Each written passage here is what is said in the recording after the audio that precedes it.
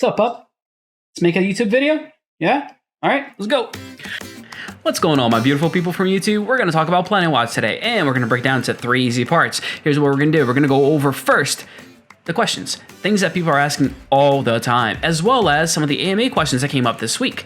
Secondly, I want to show you how to set up your Aware Element device, because at the end of the day, you want to be able to earn some passive income, and the way to earn passive income is to make sure your miners are ready to go when they are, when they onboard this, which is going to be a little bit later this month. Now, last but definitely not least, I want to go over some of the pricing things that are going on with Planet Watch, and this kind of applies to other projects as well. I want to actually show you what it's all about. And maybe I'll cover a pet peeve of mine right now with Planet Watch that I'm not super thrilled about. But let's start out by taking care of housekeeping items, I guess you can call them, by, smashing the like button for the YouTube algorithm, because that's how the channel stays alive. That's how I continue to bring you guys information about projects that matter, projects that can make you guys passive income, just the same way that I'm making passive income. Because at the end of the day, I'm not telling you guys to do anything that I wouldn't do myself. At the end of the day, I'm actually telling you guys to go look into it and telling you what I'm doing. So let's be honest. And talking about things that I'm doing, let me just start out by showing you this. Nick was so kind to come on Twitter and say, let me start by saying I love your content. And then he goes on to say that the way I'm sharing my screen is stupid and it looks dumb. Great. Thanks, Nick. I appreciate the feedback. So constructive. Anyway, who's going to listen to Nick anyway? But yeah, let's talk about Planet Watch. Let me make my screen a little bit bigger here. Here we go. So, Planet Watch. Basically, what they're doing is gathering mass information and looking to sell it to, scientific entities that are trying to do research, as well as trying to monetize it with private, companies. That's what Planet Watch is all about. And their goal is basically to, watch the planet. It is kind of creepy that it's an eye, like watching over everything. But yeah, I don't know how much they thought about that. But let's talk about what's actually going on and some of the questions. The biggest question of all is, how many sensors can I actually have? Well, that's a great question. Here are the sensors. So type 1, type 2, type 2, type 3, and 2 type 4s. You can have one type of sensor per location, with the exception of the Type 4 Atmo Pro, because that one is meant to be a mobile device. So as long as it's out of the house for more than 8 hours a day, you can have one of those, as well as one Aware Element. Pretty cool. Now, keep in mind that this information is, what they're doing is gathering different types of data, and they don't want the data from the same exact place. That's the idea here. That's why they set it up this way. And I've gotten this question a ton of times. So I'm really curious, the people that bought like 12 devices, what they're going to do with it. If this is going to be the beginning of the spoofing season for Planet Watch. So I guess we're just going to have to wait and see what's going on, because I'm just curious as far as what's going to take place with that. As of right now, I don't know of any limitation as far as blocking multiple devices per location or how they're doing it. I have heard people that have gotten notices saying you have X number of days to move your device, but I just don't know what the mechanism is. So I will definitely be looking into that.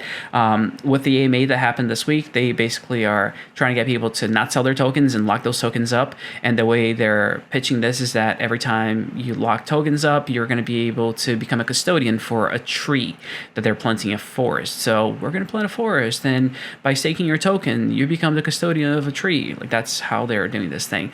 They also mentioned that they are coming out with a new Type 2 device.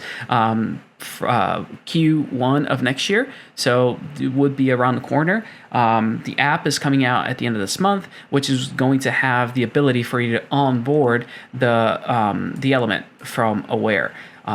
And I've talked to you guys about the element from Aware, how I'm not super always thrilled about the way that things are going down, but I'm going to stay on top of that because it really matters to me. That's actually the pet peeve I want to talk to you guys about. I'll share that with you in just a moment. Now, a really cool question that I heard on the AMA was, why do you care about my data? Or do you really care about my data? I'm in the middle of nowhere. Why does my data matter?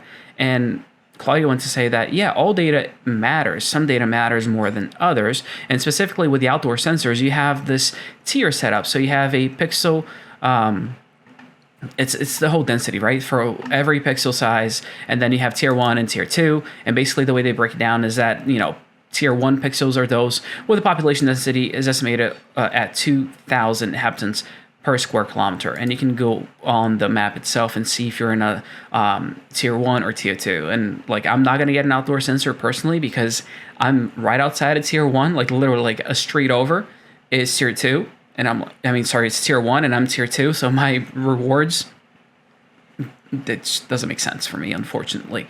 So that's not happening. So make sure you look at a map and before you go out and buy licenses for that, the Type 1 sensor, because they are expensive. You can make $44 a day, which is wonderful, but they're going to be expensive, and you want to make sure that you are in the right placement for that sensor itself. Now, what else are we going to talk about? Yeah, let's do a little show and tell. I guess that's the best thing for me to actually show you guys right now, because I think that's important for all of us to kind of learn how to get your Aware sensor going. Here we go. This is my unit, and the back will have a single plug for a USB-C, which I have my USB-C cable right here. So all I'm going to do is go ahead and plug it in. And now I'm going to pull up my device manual while this thing loads up here, and I'm going to face it towards me so that I can tell you exactly what we are going to do. So if you have a mobile phone, good, you need it. You're going to go ahead and go to the App Store, and I'll put a link to that in just a second, so you can download the application you need to be able to onboard yourself onto this app. I keep saying onboarding, like, guys, it's not onboarding. I'm just getting the thing set up on my network. That's all it is. All right, got my screen recording going.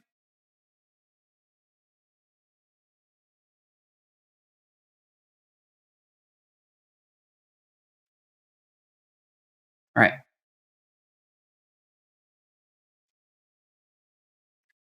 This is what you're going to get. You're going to get that little blinky light right there. That's what you're looking for. Now, I'm going to go ahead and install the application.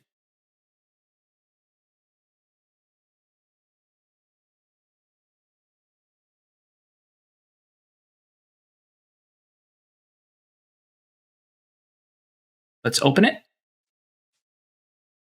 And I want to go through this with you guys, and I will speed up things that might take a little bit longer, but other than that, we're just going to go right through it. And we're going to do a little swiping. It tells you what it does, a bunch of key things that's going to share with you, things that are going to be good for your health. So it's going to be all kinds of like dust, humidity, CO2, chemicals, and, particulate matter that are in the air. And I'm going to go ahead and sign up. And to sign up, I am going to go ahead and sign up with, let's create an account.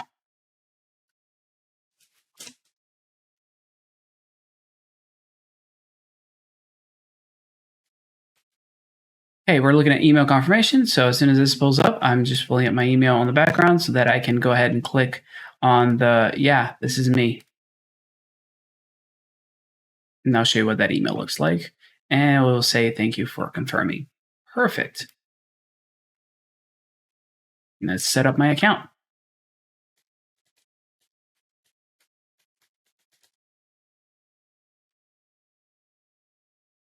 Right, Aware widgets.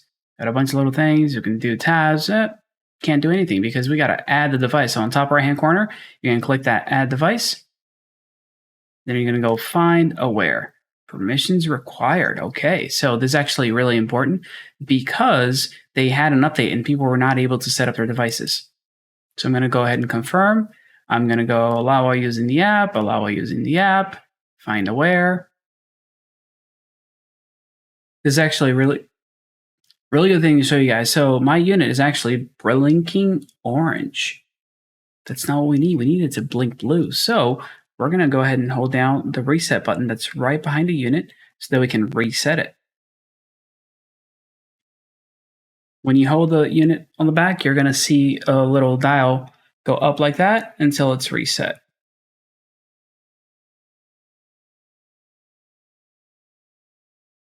As soon as that loads up, you can let go, and you're going to see the device reset itself. Now we have the little blue light, which is what we needed in the first place. Look at that. So now we can connect it to the network. I'm so glad that happened so I can show you guys how it works. I'm going to search for network, and I'm going to blur this out probably so you guys can't see my network name.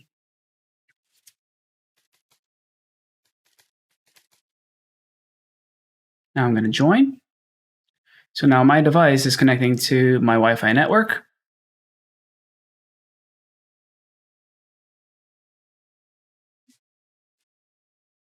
Awesome. So location and interest.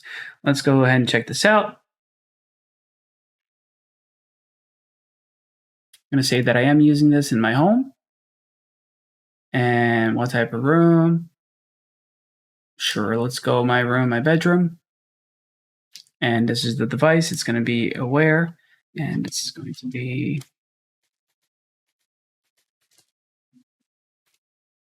Element 1.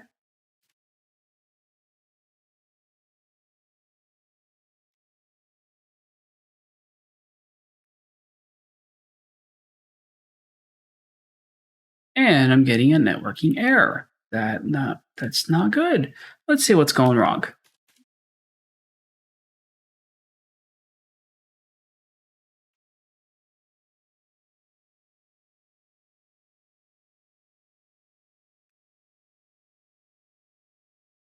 Okay, so nothing was wrong. All I did was wait and click again, and it worked.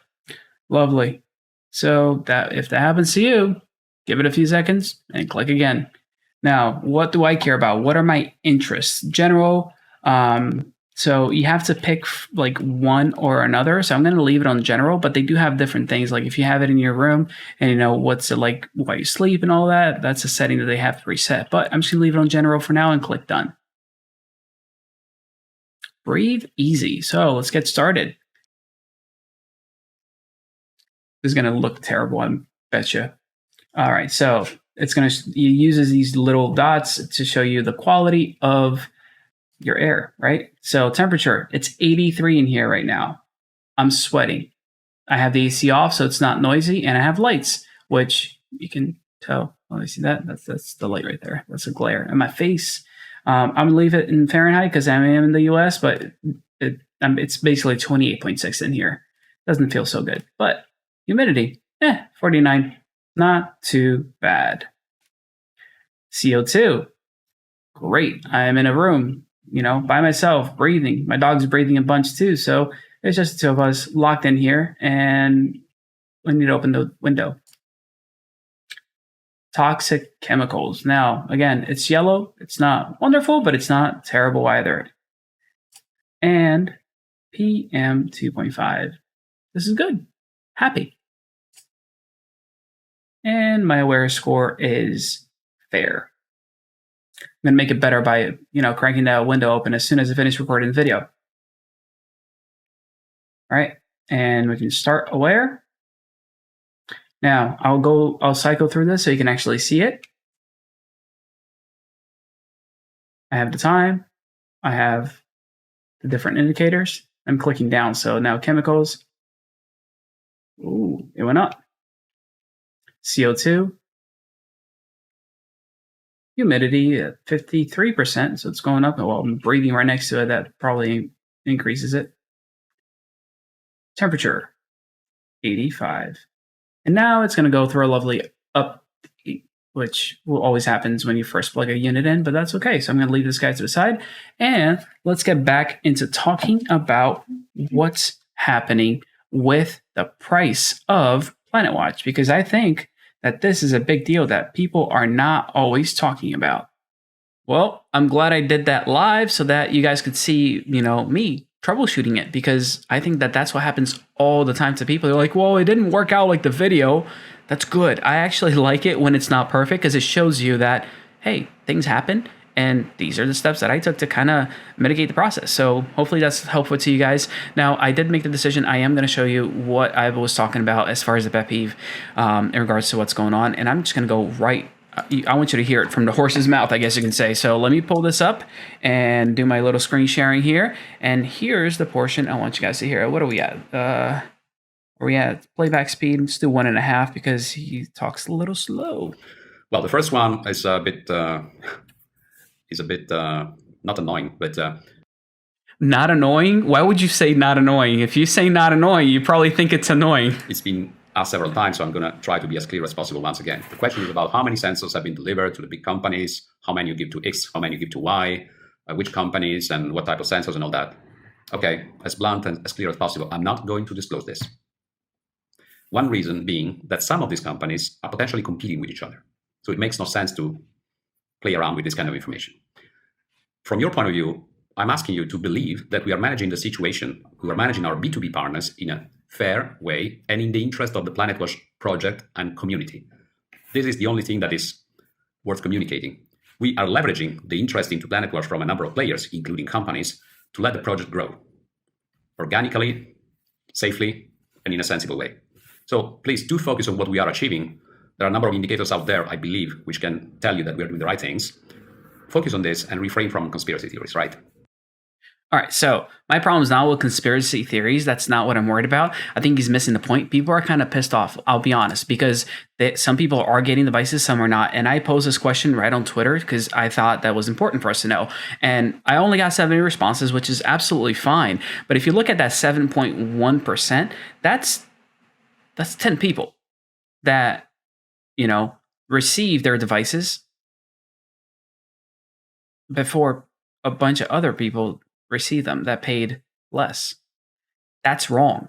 This is what people are upset about. And not answering this specific question and addressing this concern is where you're going wrong with this. Like, honestly, this is the thing that matters a lot. So am I happy that I have an Aware device that I paid $150 for? Absolutely. But I'm not going to sit here and pretend that other people weren't affected by this, that I don't know that other people are waiting for their devices while people that paid more are getting it sooner. And I know they're saying, there was a little bit of trouble in the EU when it comes to the devices and, the whole distribution. Guys, I'm not even talking about that. I'm saying here in the US, I know people that placed an order that were supposed to get these devices for $150 that were not given the devices, that said, "Oh, sorry, we can't do your order anymore." That's what I'm upset about. That's what I don't like, how this is going, how this is moving forward. And to dismiss it, to just simply dismiss that, I think is very, very wrong. I mean, what are we watching here? Is this like, just some Josh Groban movie? Like, just if you just believe, like, that's not what this is about. This is a project. Do you want people to invest money in it? Well, be honest and transparent about things. Yeah, you don't want to talk about pricing between different companies, who's getting what. That's fine, but address the concern that people have, which is why are some people being, prioritized over others? Why are people that paid less for a device having their orders canceled? That's the issue. And if you don't want to get to the heart of it, we got a problem. And I'll go into pricing, but here's what I'll say personally. I love MatchX and Helium. And I'm not saying I love one or the other. I love them both because I think that we need to have competition in this market. The decentralized world is only decentralized up to a certain point. It's only up to a certain point that it's actually the people's network because there are still big players in the market that are going to capitalize on these things. For example, if you're a Planet Watcher, well, guess what? Yeah, you're going to be making money, but remember how 20% of all your mining profits go straight to Planet Watch?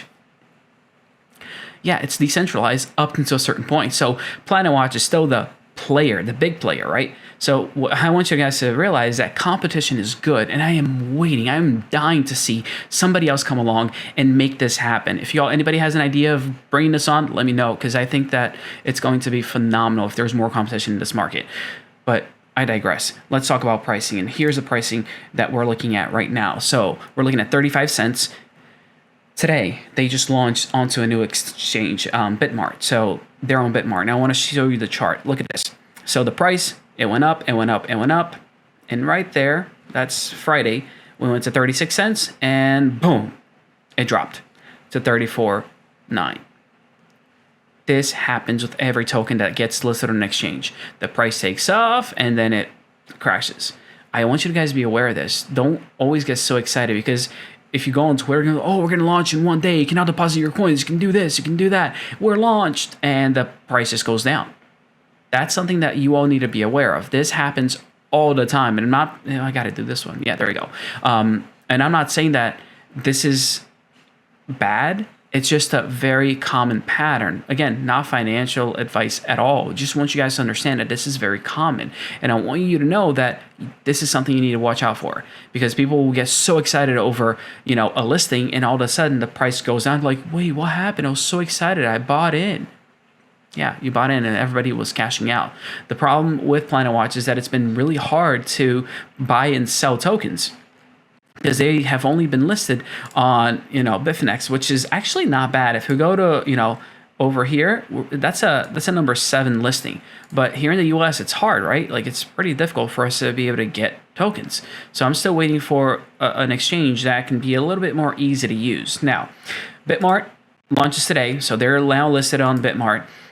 The other exchange this year that will take place is MRX. So both of these guys are not that big, and I'll show you the numbers as far as volume goes. Go Bitmart. Bitmart's number 113, and MRX is number 270 when looking at it by volume. So a reminder to everyone, this is on Algorand. This means that you can use a decentralized exchange. Tinyman is out there. Tinyman works. Tinyman is making it happen. Just like Uniswap is for Ethereum, Tinyman is for Algorand. So you can go on here and it's the same setup. You can go ahead and connect your wallet. You can, trade tokens for Planet tokens. So this is a really nice way of going about it. So keep that in mind if you're trying to get a hold of, Planet currency, because right now it's just some odd exchanges out there. So I might have to create a liquidity pool for this thing, because at the end of the day, it's people are trying to get a hold of tokens and they're having a hard time doing so. Anyhow, this is it. I try to keep it short and sweet so that you guys can get the most out of this video. If you haven't done so yet, this is actually a ask. Hit that like button so that we can get this video out to more people and continue to grow this wonderful community. Check out the Discord. If you guys have any questions, we're always out there. Like, not just me, but a ton of really helpful people who I'm super appreciative of. So yeah, I appreciate all of you guys, all the comments, the likes, the everything else that goes on along with all of these videos that I put out, and the wonderful support. You guys have been great, and I'll see you on the next one. Take care.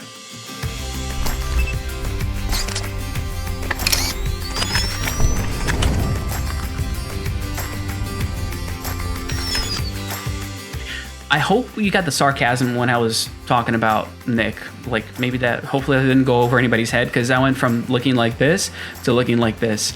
But yeah, Nick, I appreciate feedback. And honestly, I welcome feedback like nobody's business, because at the end of the day, that's how I grow. That's how I make better content, is by listening to you guys and saying, hey, what do you want to hear? What do you want to see? And this is the perfect example. So I appreciate you, Nick. Thank you so much, buddy. And talking about what I want to hear, want to see, I want to gather some feedback. And to do that, we're going to do let's do an NFT giveaway.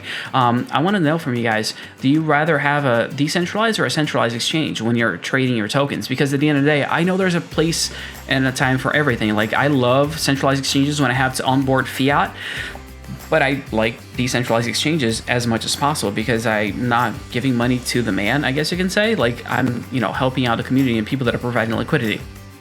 I don't know, it's just the way I look at it. But yeah, let me know in the comments down below, and I'll pick one of the comments in regards to centralized versus decentralized exchanges to win an NFT.